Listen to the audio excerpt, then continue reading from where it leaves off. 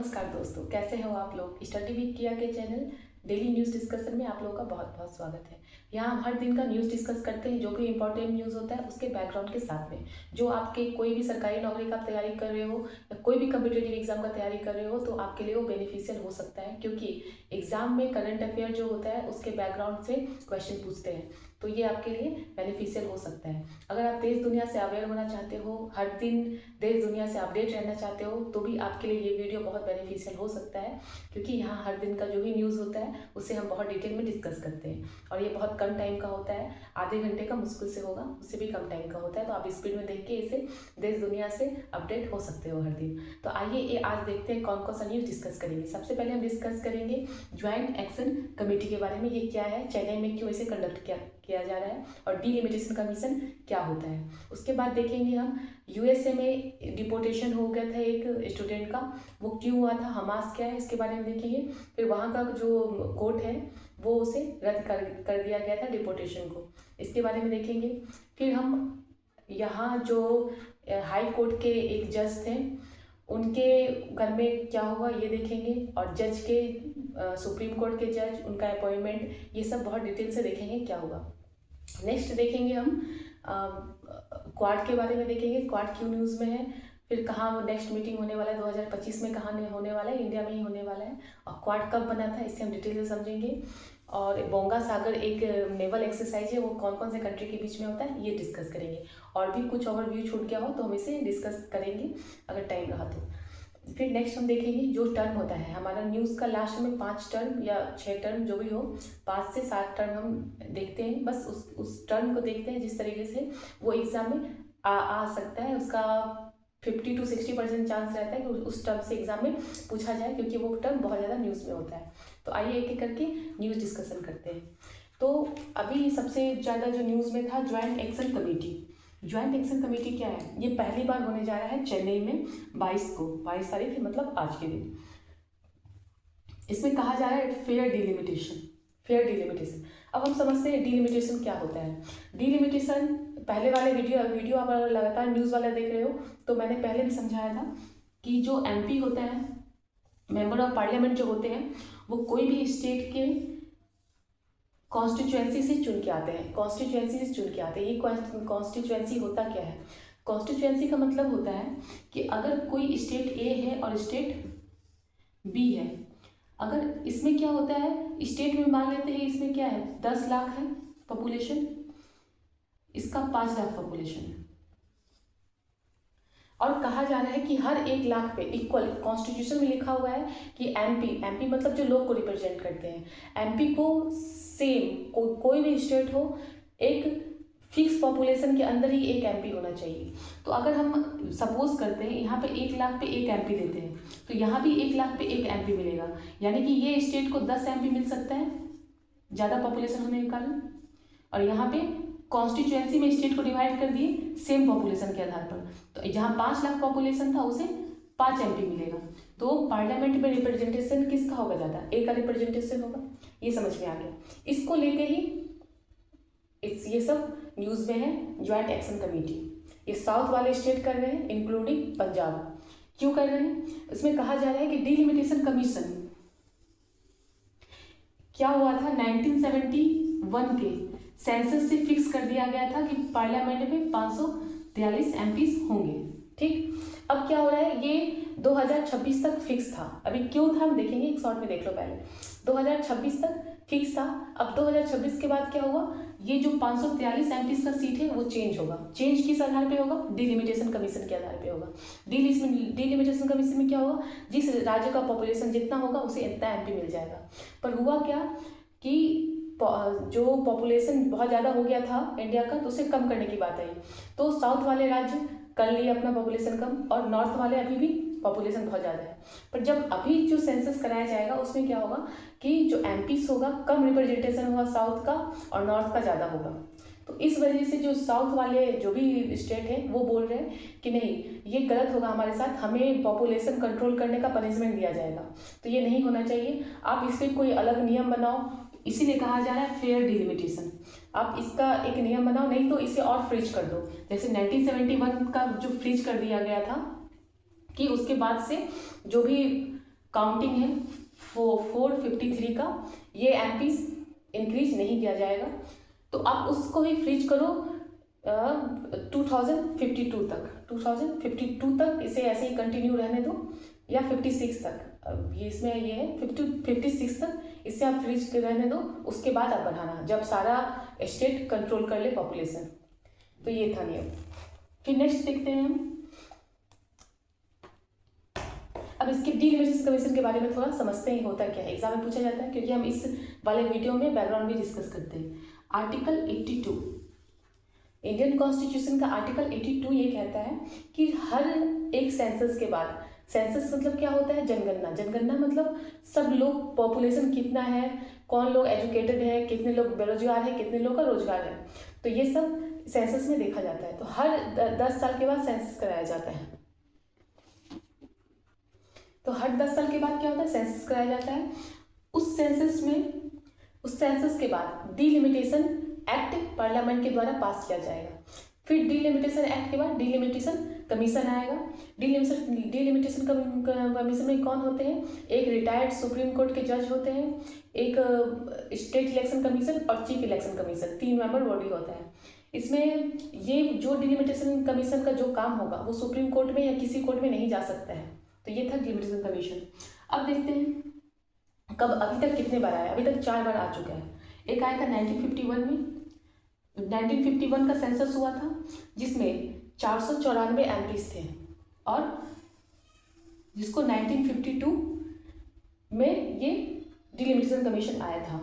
1961 census हुआ था, फिर आया, उसमें 522 एमपीज फिक्स हो गए थे। फिर 1962 में इस कमीशन के द्वारा 1971 में सेंसस आया, उसके लिए जो ये था एक्ट था डिलिमिटेशन कमीशन 1972 में आया, और उसमें फिक्स कर दिया गया 543 जो अब तक चला आ रहा है, उसे फिक्स कर दिया गया था 543। अब ध्यान से देखना है, 42nd अमेंडमेंट एक्ट के द्वारा 1976 में कहा गया कि अब डीलिमिटेशन कमीशन जो है वो अब नहीं लाया जाएगा, क्योंकि पॉपुलेशन कंट्रोल करना है। आप लोग आराम से जितना एमपी का सीट यानी मेंबर ऑफ पार्लियामेंट लोकसभा में नहीं बनेंगे अभी, आप लोग अपना पॉपुलेशन कंट्रोल कीजिए, क्योंकि बहुत ज़्यादा पॉपुलेशन बढ़ गया था जिसको कंट्रोल करना बहुत ज़रूरी था। तो 42nd अमेंडमेंट 1976 में ये आया 2001 में। 1976 में ये कहा गया कि 2001 तक सेंसस, 2001 का सेंसस तक कोई डिलिमिटेशन कमीशन नहीं आएगा, बात खत्म।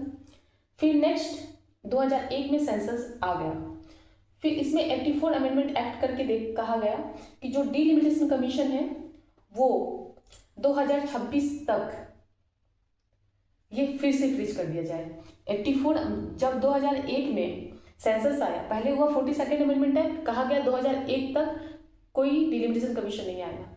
जब फिर 2001 का सेंसस हुआ उसमें भी कहा गया कि इसको और आगे बढ़ाते हैं, तो 84th अमेंडमेंट एक्ट किया गया, कहा गया कि डिलिमिटेशन कमीशन 2026 का जो फर्स्ट सेंसस होगा, 2026 के बाद जो फर्स्ट सेंसस होगा उसमें डिलिमिटेशन कमीशन आएगा, यानी 2031 में। उसके बाद 87 अमेंडमेंट एक्ट फिर से किया गया 2003 में, उसमें कहा गया कि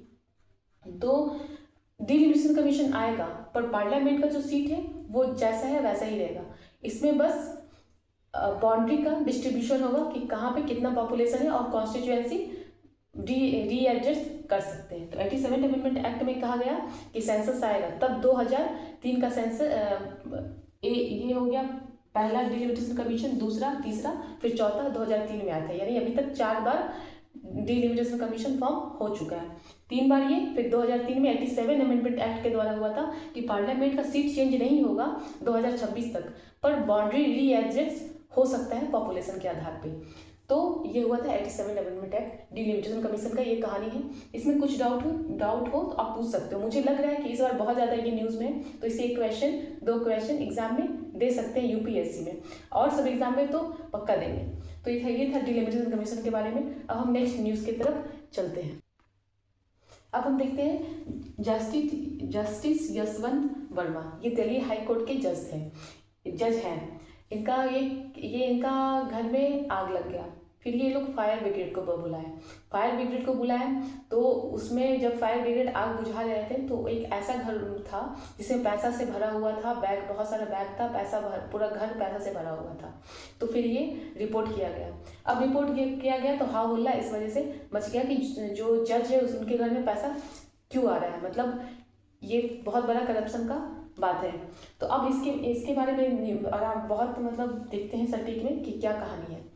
तो पहली बात ये है कि इन्हें ट्रांसफ़र कर दिया गया है इलाहाबाद हाई कोर्ट में।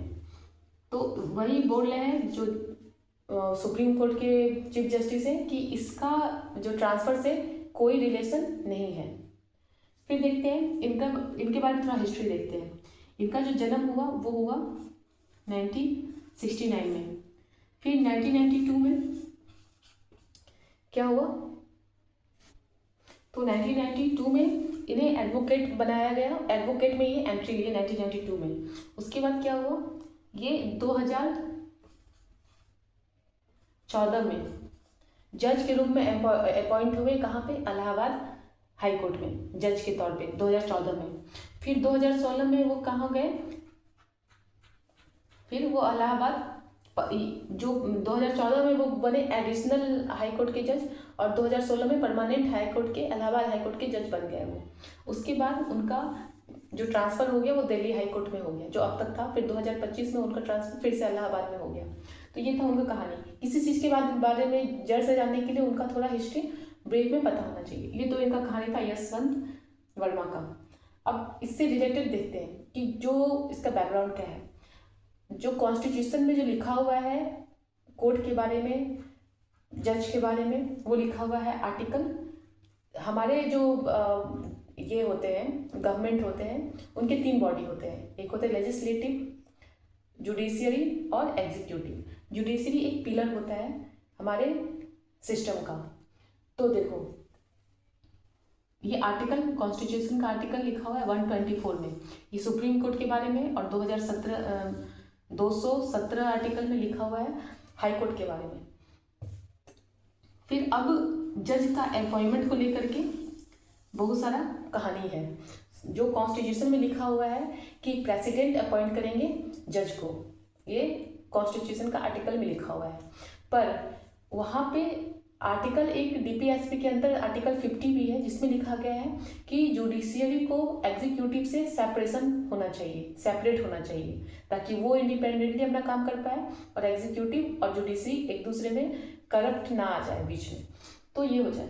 तो इस वजह से जब प्रेसिडेंट, यानी कि जब प्रेसिडेंट जो भी काम करते हैं वो गवर्नमेंट से ही सलाह ले करके करते हैं, तो यानी प्रेसिडेंट कर रहे यानी कि गवर्नमेंट अपॉइंट कर रहे हैं, तो फिर सेपरेशन कहाँ हुआ, जुडिशरी और एग्जीक्यूटिव के बीच में। तो फिर फर्स्ट जज केस आया जो फर्स्ट केस था वो 1981 में आया। 1981 में आया। इसमें कहा गया कि जो अपॉइंटमेंट ऑफ जज होगा सुप्रीम कोर्ट के अंदर, उसमें जो चीफ जस्टिस ऑफ इंडिया है उनसे भी सलाह लिया जाएगा। पर इस वाले जो फर्स्ट जज केस था उसमें कहा गया वो तो सिर्फ सलाह दे सकते हैं, पर ऐसा बाइंडिंग नहीं होगा कि जिनको वो सलाह दे वही बने। तो चलो ये फर्स्ट जज केस था। फिर बाद में दूसरा सेकेंड जज केस आया जिसमें 1993 में। इसमें कहा गया नहीं, ये बाइंडिंग होगा, जो भी वो सलाह देंगे पर वो अकेले सलाह नहीं देंगे, वो एक चीफ जस्टिस ऑफ इंडिया होंगे और 2 सीनियर मोस्ट जज होंगे सुप्रीम कोर्ट के, सीनियर मोस्ट जज होंगे और एक चीफ जस्टिस, तीनों मिल करके क्या करेंगे, सलाह देंगे। तो ये 1993 का केस आया और ये मानना पड़ेगा। कॉलेजियम सिस्टम यहीं से बना, सेकेंड जज केस से क्या बन गया, कॉलेजियम सिस्टम। इस चीज को बोले कॉलेजियम सिस्टम, जो ये ग्रुप था 3 लोगों का। फिर 1998 में ये जो कॉलेजियम सिस्टम था वो सिर्फ 5 कर दिया गया। अब ये इसे और मजबूत कर दिया गया कि और भी ज़्यादा फेयर तरीके से अपॉइंटमेंट होगा। मतलब एक चीफ जस्टिस ऑफ इंडिया होंगे और 4 सीनियर मोस्ट जज होंगे, वो रिकमेंड करेंगे कि इस इंसान को करना चाहिए। फिर ये जाएगा लॉ मिनिस्टर के पास, उससे बहुत सर्च उस पर किया जाएगा इंटेलिजेंस ब्यूरो के द्वारा। फिर लॉ कमीशन के पास जाएगा, फिर लॉ मिनिस्टर उस पर देखेंगे वो सही इंसान है या नहीं। उसके बाद वो सारा रिपोर्ट प्रेसिडेंट के पास जाने के बाद उसे अपॉइंटमेंट कर दिया जाएगा प्रेसिडेंट के द्वारा। तो ये कहानी था 1988 का। फिर इसमें कहा गया कहीं भाई भतीजावाद ना चलने लगे, जो जज है वो अपने ही घर की किसी को ना करने लगे। तो इस पे फिर बात हुआ। फिर इस वजह से एक और 4th जज केस आया 2014 में, जिसे कहा गया national judiciary appointment commission. National judiciary appointment commission. इसमें कहा गया कि 6 लोग होंगे अपॉइंटमेंट में, 6 लोग होंगे, 3 होंगे कोर्ट के, 3 होंगे जज जुडिशियरी के और 3 होंगे गवर्नमेंट के। फिर किया जाएगा। फिर इसमें क्या, जो सुप्रीम कोर्ट के द्वारा कहा गया कि फिर से तो इसमें सेपरेशन का बात ही नहीं हुआ, फिर इसमें एग्जीक्यूटिव आ रहे हैं, तो सेपरेशन ऑफ पावर कहाँ गया, तो फिर से इसे हटा दिया गया। 2014 में आया था और उसी ईयर में इसे हटा दिया भी गया, ये बोल के कि सेपरेशन ऑफ पावर का यहाँ उसका सही से यूज नहीं हो रहा है। तो ये था जुडिशियरी के बारे में बैकग्राउंड। 4th जज केस तक था। इसके बारे में और एक चीज़ देखते हैं। जो ओरिजिनली जो कॉन्स्टिट्यूशन में लिखा हुआ है उसमें लिखा हुआ है कि 7 जज होंगे और 1 चीफ जस्टिस ऑफ इंडिया होंगे। फिर धीरे पर इसे अगर चेंज करना चाहे तो पार्लियामेंट के द्वारा जैसे जैसे चेंज होता है, जैसे जैसे केस बढ़ता है सुप्रीम कोर्ट में, तो उस तरीके से जो ये 7 शुरू में कहा गया था कॉन्स्टिट्यूशन में 7 जज होंगे और 1 चीफ जस्टिस ऑफ इंडिया होंगी। ये 7 मिलके कोई भी जो बेंच होगा, बेंच सुनते हैं, कोई भी केस का बेंच इतने लोग मिलके सुलझाएंगे। पर क्या हुआ, पर इसमें कुछ चेंज करना चाहे तो पार्लियामेंट बाय लॉ कर सकते हैं। तो इसमें चेंज होते गए, अभी तक 8 बार चेंज हुआ है।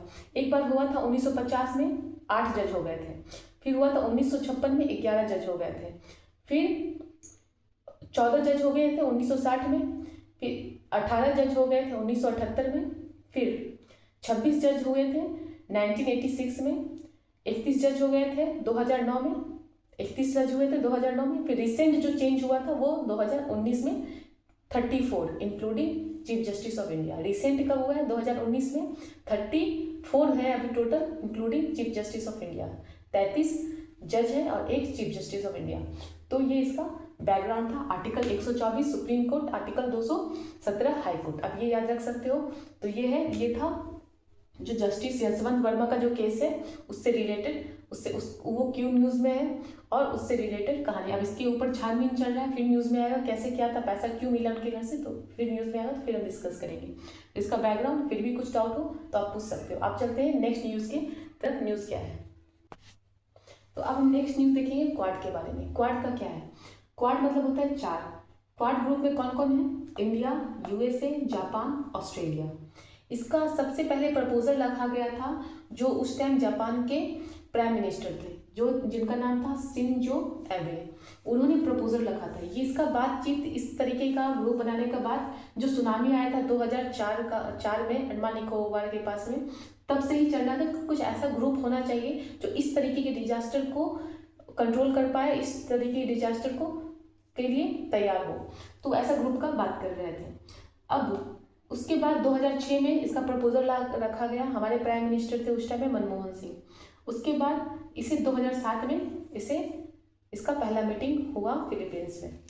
अब देखते हैं कि ये क्वाड जो है उसका क्या काम है। ये लोग बात करते हैं कि इस वाले जो इंडिया, यूएसए, जापान और ऑस्ट्रेलिया, इंडो पैसिफिक, जो इंडिया और पैसिफिक का जो रीजन है उसमें कैसे शांति ला पाए, या चाइना का जो नियम है इकोनॉमिक सिस्टम और जो मिलिट्री को लेके वो बढ़ा रहा है उसको कैसे उसको कंट्रोल कर पाए, और इकोनॉमिक्स जो हमारे एक्टिविटी है इकोनॉमिक सिस्टम को बढ़ा पाए, नेवल इस्टेब्लिशमेंट कर पाए, और जो चाइना का जो भी नियम होता है जो भी वो कर रहा है उसके रिस्पॉन्स में ये जो भी ग्रुप बना था क्वाड ग्रुप। तो ये था क्वाड ग्रुप का कहानी। अब ये न्यूज़ में इसलिए क्योंकि इसका जो है वो मीटिंग होने वाला है। कहाँ होगा मीटिंग, वो इंडिया में होगा 2025 में। 2024 में ही होने वाला था पर यूएसए में हो गया, उनका इलेक्शन था, तो हम बोले चलो आप लोग कर लो मीटिंग क्वाड का। तो क्वाड का मीटिंग जो है अभी इस बार ये कहाँ होने वाला है, ये 6th क्वाड मीटिंग होगा। कितना नंबर का होगा, 6th। कहाँ पे होगा, इंडिया में 2025 का। तो ये देखते हैं इसमें क्या क्या बात होगा। जब ये होगा तो बहुत सारा न्यूज़ में आएगा ही, तब उसमें और डिस्कस करेंगे इसके बारे में। इंडो पैसिफिक में कंट्रोल को लेके ही बात करेंगे इसमें। चाइना का जो हुड़दंग मचाया हुआ है उस पर बात किया जाएगा, इसे कैसे कंट्रोल किया जाए। चाइना इसे एशिया नेटो भी बोलते हैं। चाइना इसको क्या बोलता है? एशियन नेटो क्वाड को।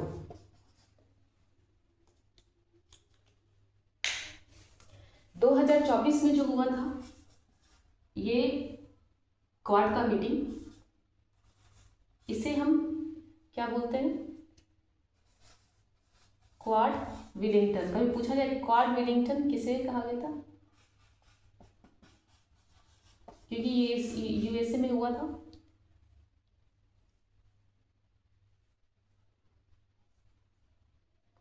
और ये जो ग्रुप है ये बहुत ही स्ट्रांग ग्रुप है। क्यों स्ट्रांग ग्रुप है?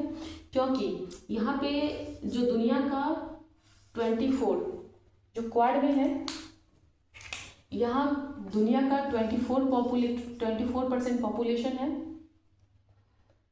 35% वर्ल्ड का जीडीपी रखता है ये, और 18% क्या है? दुनिया का ट्रेड होता है यहाँ से, इस कंट्री से। तो ये बहुत ही मजबूत ग्रुप है, तो इसे वो चाइना को फेस आराम से कर सकता है। 2025 का होने वाला है इंडिया में। और मालाबार एक्सरसाइज इसी से रिलेटेड है। इसके जो मेंबर है वो मालाबार एक्सरसाइज के भी है। मालाबार एक्सरसाइज नेवल एक्सरसाइज है जो था पहले सबसे शुरुआत में 1992 में यूएसए और इंडिया के बीच शुरू हुआ था। ये नेवल एक्सरसाइज है, इंडिया और यूएसए के बीच शुरू हुआ था। फिर बाद में इसमें ऑस्ट्रेलिया और जापान भी ऐड हो गया, सिंगापुर भी। यूएसए 2015 में हुआ था और ऑस्ट्रेलिया 2022 में ऑब्जर्वर था, फिर परमानेंट बन गया 2015 में यूएसए।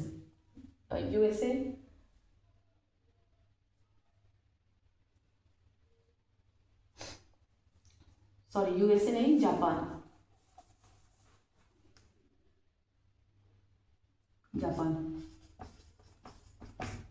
ठीक, तो ये था क्वाड के बारे में। अब देखते हैं हम नेक्स्ट न्यूज़ क्या है। नेक्स्ट न्यूज़ है बोंगा सागर के बारे में। बोंगा सागर एक नेवल एक्सरसाइज है। नेवल एक्सरसाइज का मतलब ये होता है कि जो दो कंट्री के बीच में अगर नेवल एक्सरसाइज हो रहा है तो एक कंट्री का जो भी नेवी का जो भी काम है वो दूसरे कंट्री के साथ शेयर करेंगे और साथ मिलके अपना जो मिलिट्री पावर है, अपना जो नेवल पावर है उसको इंक्रीज करेंगे। उस वजह से एक्सरसाइज होता है। तो ये बोंगा सागर एक्सरसाइज जो है 2025 का वो 5th एडिशन है। ये बांग्लादेश और इंडिया के साथ में हो रहा है। इंडिया की तरफ से कौन सा? Indian naval ship INS Ranveer रहेगा और बांग्लादेश की तरफ से अबू उबायदा रहेगा। तो आपको रणवीर याद रखना है, INS रणवीर। तो ये है बोंगा सागर एक्सरसाइज। कौन से देश के बीच में हो रहा है 2025 का?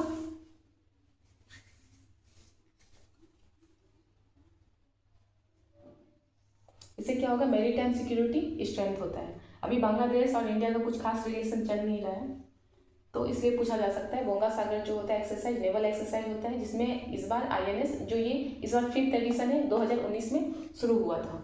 तो इसका नाम है, जो इंडिया की तरफ जो शिप जा रहा है वो है रणवीर।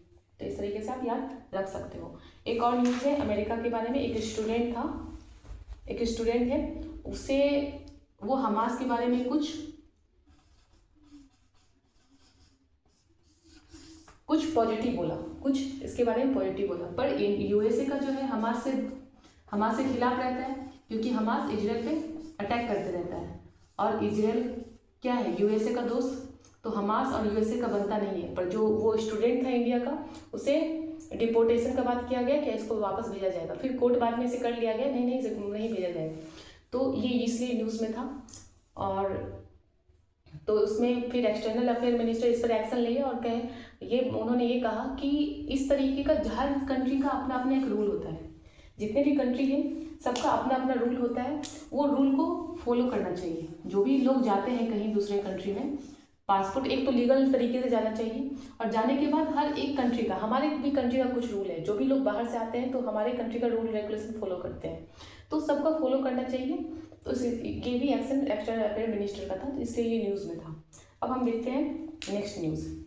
नेक्स्ट न्यूज़ एक आर्टिकल का क्रक्स निकाल के और 5 टर्म, ये 2 चीज़ हमें डिस्कस करना है अभी। तो नेक्स्ट न्यूज़ हम देखते हैं, कुछ टर्म है वो टर्म देखते हैं। पाई डे कब मनाया जाता है? पाई डे मनाया जाता है, पाई का जो वैल्यू होता है वो 3.14 होता है, इससे ही इसका डे निकाला गया है, यानी कि 3/14 यानी 14 मार्च को मनाया जाता है हर साल। इसे इंटरनेशनल मैथमेटिक्स डे भी बोलते हैं। ये पाई का मतलब क्या होता है, जो सरकमफेरेंस होता है सर्कल का, ये सरकमफेरेंस का रेशियो उसका डायमीटर से, सरकमफेरेंस बाय डायमीटर जो 22/7 आता है, ये इनफाइनाइट वैल्यू होता है, ये इनफाइनाइट वैल्यू होता है। आज तक इसका वैल्यू कोई निकाल नहीं पाया, ट्रिलियंस में इसका वैल्यू तक जाता है। तो अभी इसलिए ये न्यूज़ में था कि एक बच्चा इस डे के दिन 2 पॉइंट के बाद, डेसिमल के बाद 218 वर्ड तक उसे वो लर्न था उसे, इसलिए ये न्यूज़ था। तो आप इसे समझ सकते हो। कांगड़ा वैली नेशनल पार्क कहाँ पे है ये बताना। ये छत्तीसगढ़ के बस्तर डिस्ट्रिक्ट में, छत्तीसगढ़ स्टेट में है। ये न्यूज़ में इसलिए है क्योंकि UNESCO, united nation educational scientific cultural organisation, इसके ये लिस्ट में शामिल कर लिया गया है नेचर कैटेगरी में। तो ये याद रख सकते हो, कांगड़ा वैली नेशनल पार्क। जो भी न्यूज़ में रहता है नेशनल पार्क, वो एग्जाम में पूछने का चांसेस होता है। कांगड़ा नहीं, कांगेर वैली नेशनल पार्क। काराकुल क्या है? काराकल एक कैट है। क्या है? एक कैट है, वाइल्ड कैट है। क्या है? एक वाइल्ड कैट जो नॉक्टर्नल है। नॉक्टर्नल मतलब जैसे रात में दिखता होगा, और ये इसे देखा गया राजस्थान में। राजस्थान में कहाँ देखा गया? मुकुंद हिल टाइगर रिजर्व। मुकुंद, अब इसे भी याद रख सकते हो, मुकुंद हिल टाइगर रिजर्व। ये IUCN का लिस्ट कंसर्न के लिस्ट में है, और 1972 का जो शेड्यूल 1 में रखा गया है वाइल्ड लाइफ प्रोटेक्शन एक्ट में। अब शाह कमीशन किसके बारे में था? शाह कमीशन के बारे में आपने सुना होगा। ये जो इमरजेंसी लगा था 75 से 77 तक, 1975 से 1970 तक, इसके बारे में छानबीन के लिए ये शाह कमीशन बनाया गया। उस टाइम जो जज थे वो शाह थे, उनका नाम भी आगे में। शाह कमीशन जो इमरजेंसी लगा था उसके छानबीन के लिए कमीशन रखा गया था। कंपटीशन कमीशन ऑफ इंडिया कौन सा बॉडी है? स्टैट्यूटरी बॉडी है। ये भी एडिटोरियल में था, तब इसका याद रख सकते हो। ये स्टैट्यूटरी बॉडी है और ये कॉर्पोरेट मिनिस्टर के अंदर में आता है, तो अब इस तरीके से याद रख सकते हो। अभी ये मेटा पे फाइन लगाने का बोल रहे हैं, क्योंकि मेटा जो है व्हाट्सअप, वो अपना हरकत अलग ही कर रहा है, और इससे पहले भी ये गूगल पे लगा चुके हैं fine. Competition commission of India का ये काम होता है कि एक मार्केट में कंपटीशन बना रहे, एक किसी का मोनोपोली स्थापित ना हो।